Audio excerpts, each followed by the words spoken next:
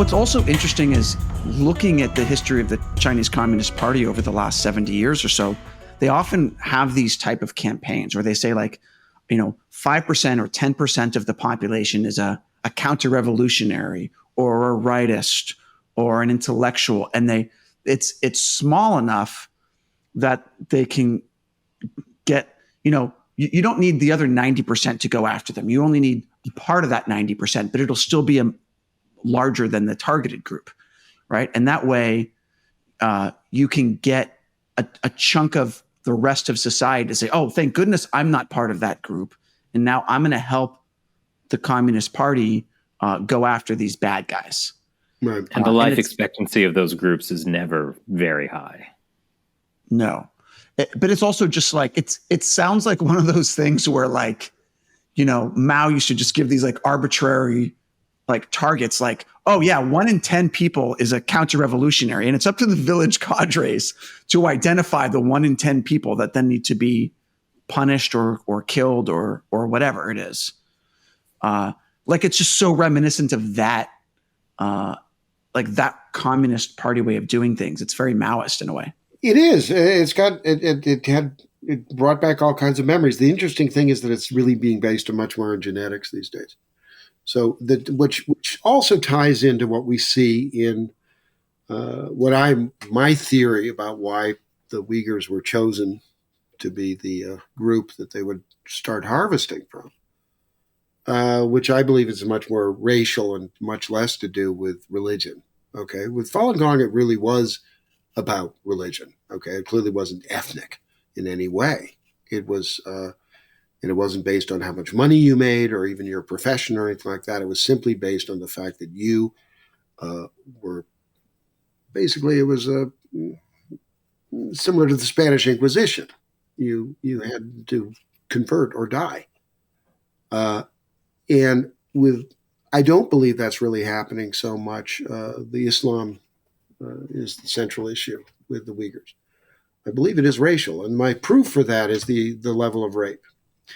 Which is extremely high in the camps. It's something beyond what we saw in Falun Gong, and it's very a purposeful rape. It's very purposeful that it's a male, Han Chinese male raping Chinese women or raping.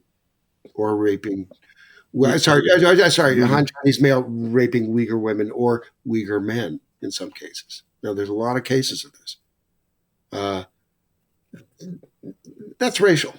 That doesn't strike me as about religion or Islam as this big threat. This is much more about dominance in a very crude way.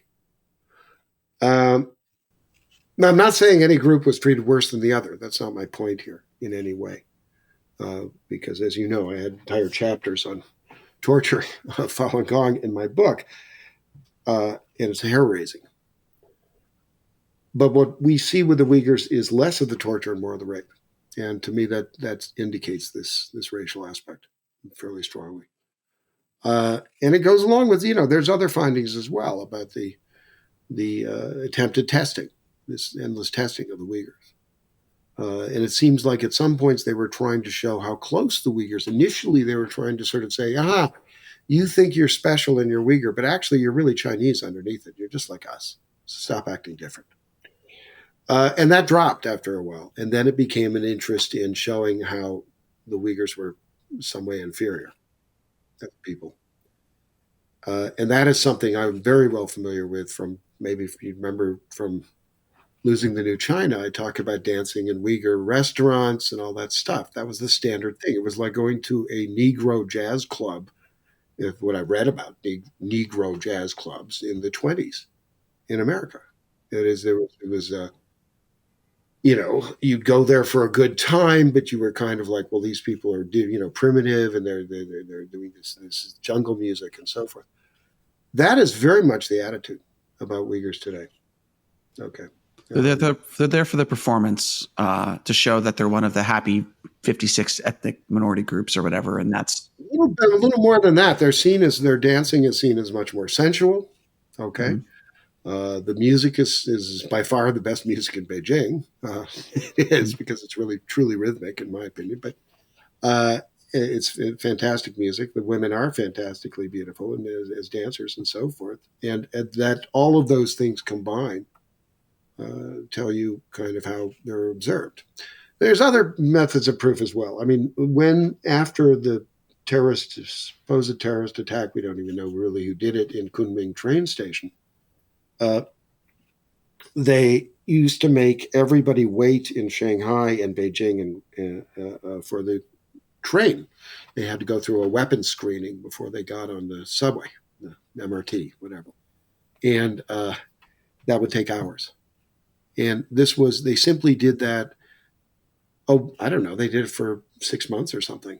That's an incredible waste of people's time. I mean, it's several hours out of their day. Now, that, even in New York City after 9/11, they never put up something like this. There was never any kind of real weapons screening. And so I think that's very significant. This was a calculated attempt to make people who hate this population as well. So I'm really not, I don't see a way back from that. The interesting thing is whether the Taiwanese understand that they're kind of under the same level of threat, even if it's invented here. Well, about the Japanese DNA thing, you could work with Thermo Fisher to, issue DNA tests across Taiwan and see if it's true. They jump all over that. I don't know how their competitors are going to feel about that. Well, anyways. they'll be selling more DNA kits, and really, isn't that what's important? I think Thermo Fisher has established that selling more DNA kits is what's important. Well, anyways, this is a very interesting issue with Thermo Fisher. I don't know if we'll get to the complete bottom of it. I think it's going to take a congressional investigation. But it is interesting because Taiwan is still in a very politically precarious place. I mean, you've got the Greens, you've got the Blues, right? And the Greens are, sort of the supposedly pro-independence party and so all that.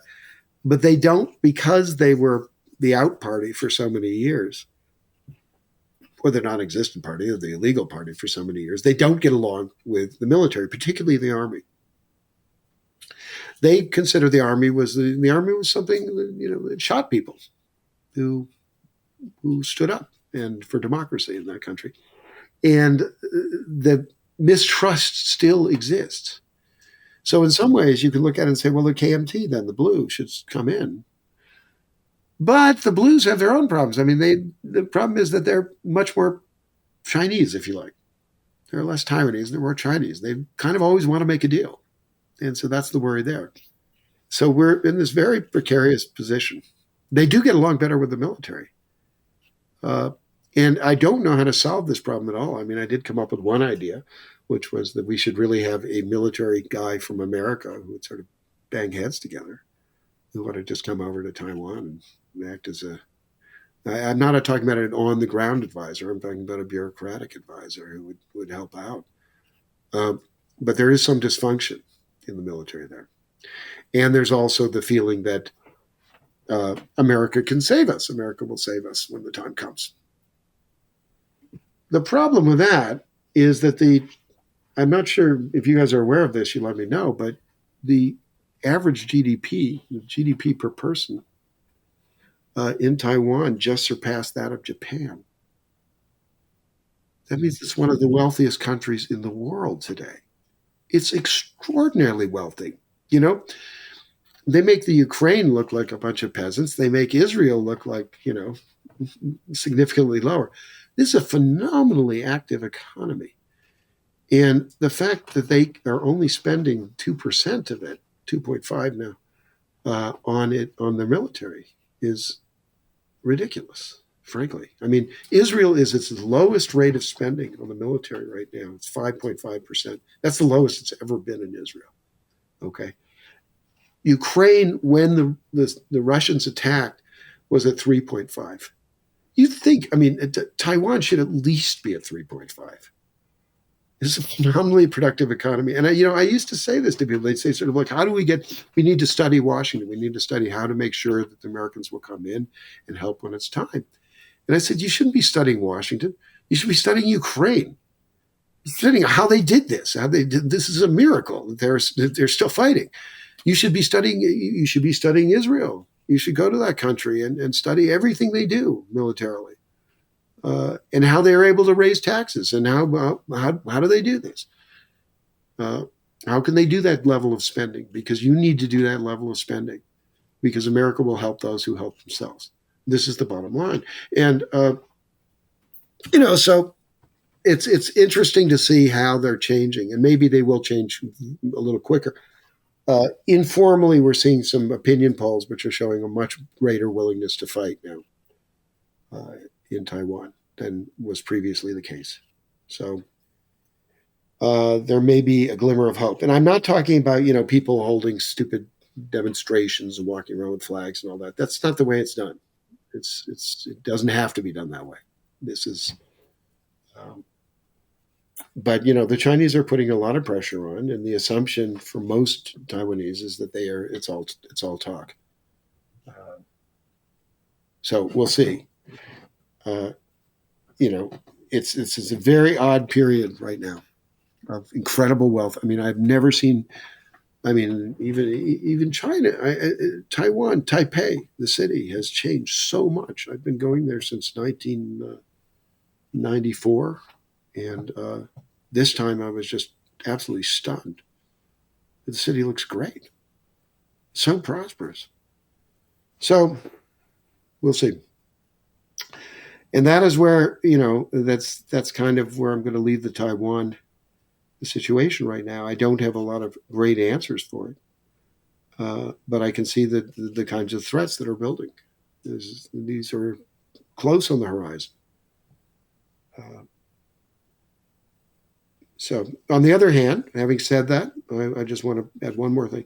Every time the Chinese surround the island and, encroach on the airspace and fire off guns from their missiles, is a good day for me, a happy day. Because every day they do that, I see that Japan's defense budget goes up a notch every time. So we are seeing reactions by its neighbors, very strong reactions. Well, that's because Japan understands that a lot of their DNA is actually in Taiwan. Yeah, that's right.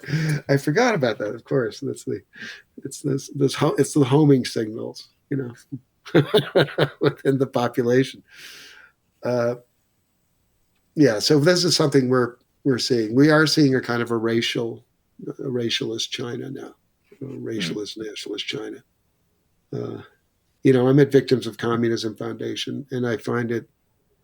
I really find it. Yes, there's the Chinese Communist Party, but no, I really think it's about, at this point, it's about National Socialism. It's a kind of, we're not talking about the traditional communists anymore. Han supremacy is definitely a thing. It is definitely a thing, and you can feel its repercussions all over Asia at this point. Well, thank you very much for joining us and giving some good news about organ harvesting, followed by more horrifying news about ethnic cleansing in Taiwan. So good balance. Thank you, Ethan. Well, you have to end with the morose things, right? I mean, naturally. That's the point. Since otherwise, why would people get out of bed in the morning, right?